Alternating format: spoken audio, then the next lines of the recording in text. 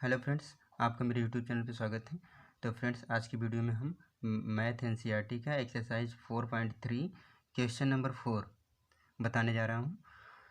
तो इसमें देखिए क्वेश्चन क्या कर रहा है कि सड़कों का प्रयोग करके बिंदु 1,2 और बिंदु 3,6 को मिलाने वाली रेखा का समीकरण ज्ञात कीजिए।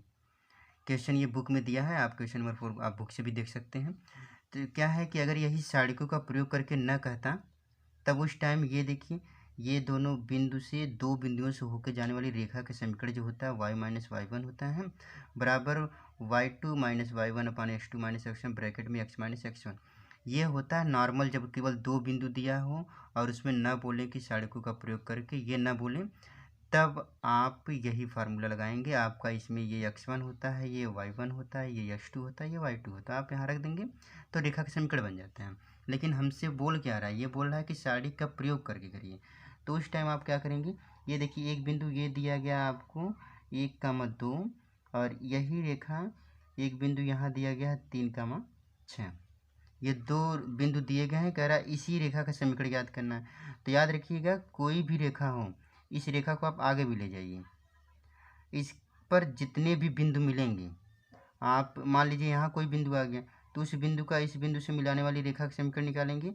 तब पर भी जैसे इन दोनों बिंदुओं को निकालें, आप जो भी रेखा का समीकरण आ रहा है इस बिंदु का निकालिए, वही रेखा का समीकरण आएगा। कोई और बिंदु ले लीजिए, इन दोनों बिंदुओं को निकालिए, जो रेखा का समीकरण यहाँ आया था वही रेखा का समीकरण ये भी होगा।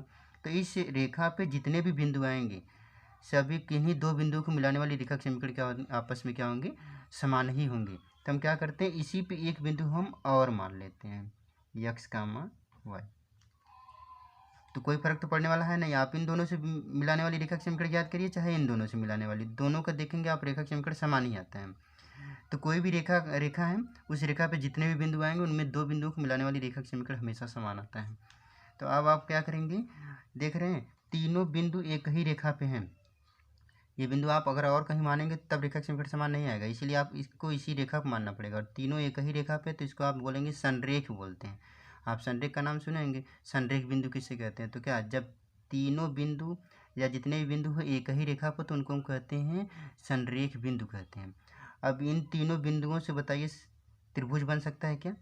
तीनों बिंदु से मिलाने वाली, तो मतलब तीनों बिंदुओं को मिला के आप त्रिभुज नहीं बना सकते। इसका मतलब जब त्रिभुज नहीं बनेगा तो उसका क्षेत्रफल भी नहीं होगा, और क्षेत्रफल क्या हो जाएगा, जीरो हो जाएगा। तो हम करेंगे क्या, इन तीनों बिंदुओं से त्रिभुज का क्षेत्रफल लिखेंगे और उस क्षेत्रफल को हम क्या कर देंगे, जीरो कर देंगे। जीरो इसलिए करेंगे क्योंकि भाई तीनों संरेख बिंदु है, और संरेख बिंदु रहते हैं तो त्रिभुज का क्षेत्रफल जीरो होता ही है। तो यहाँ लिखेंगे क्योंकि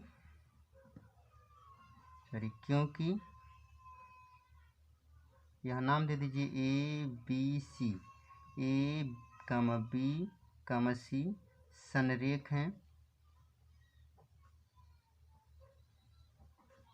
इसलिए त्रिभुज का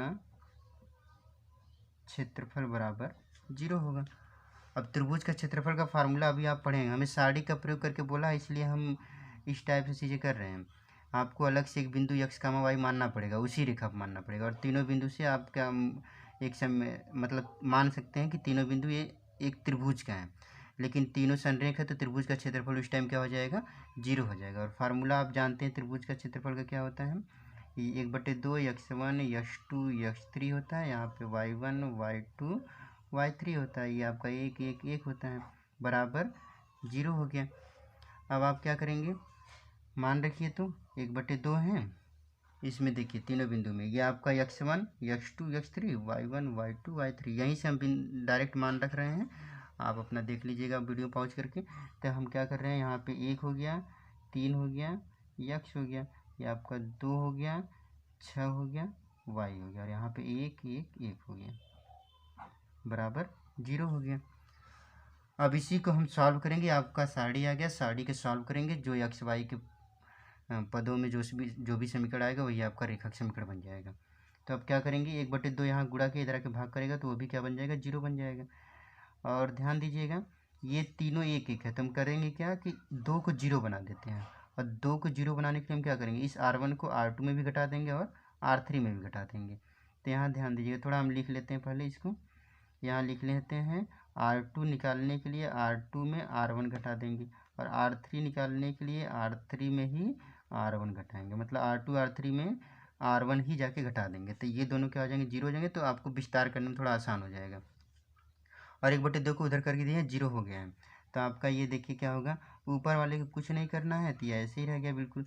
इसको इसमें घटाना तो 3 में ये घटाए तो ये आपका 2 हो गया, इसको यहाँ घटाएंगे तो ये आपका 4 हो गया, इसको घटाएंगे तो आपका 0 हो गया, इसको यहाँ घटाएंगे तो x-1 हो गया, इसको यहाँ घटाएंगे तो y-2 हो गया, और इसको घटाएंगे तो ये आपका 0 हो गया, बराबर यहाँ 0 हो गया। 1/2 यहाँ मतलब डिवाइड करेंगे तो वो 0 हो जाएगा।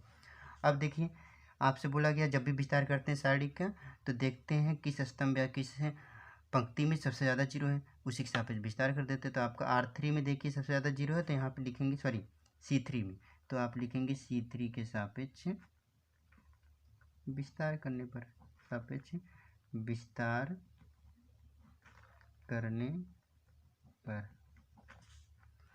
तो आप जब विस्तार करेंगे देखिए यहाँ 1 लेंगे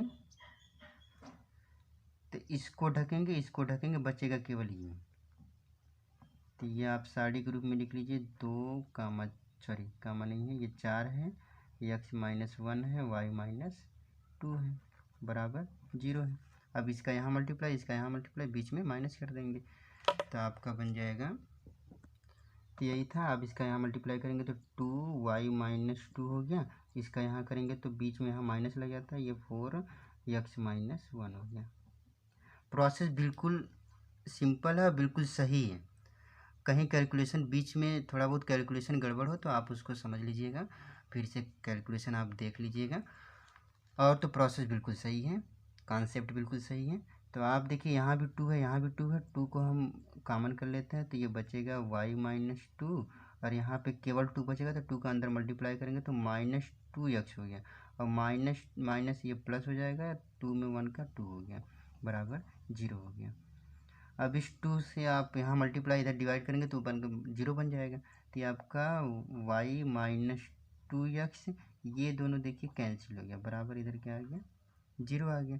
इसको आप माइनस कॉमन करके उधर भेज देंगे तो आप इसको लिख सकते हैं 2x - y बराबर, जैसे माइनस कॉमन करेंगे तो ये माइनस बन जाएगा, ये प्लस बन जाएगा, तो इसको हम इधर कर दिए, इसको इधर कर दिए, और उस माइनस को इधर भेज देंगे तो 0 बन जाएगा। तो ये आपका आ गया रेखा का समीकरण आ गया, उन दोनों बिंदुओं से होकर जाने वाली।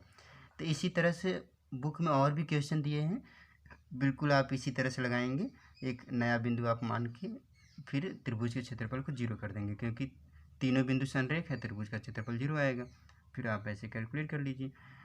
तो फ्रेंड्स अगर वीडियो आपको पसंद आया है तो इसको लाइक करिएगा, कमेंट करिएगा, अपने दोस्तों के पास भी इसको शेयर करिएगा। वीडियो देखने के लिए आपको बहुत बहुत धन्यवाद।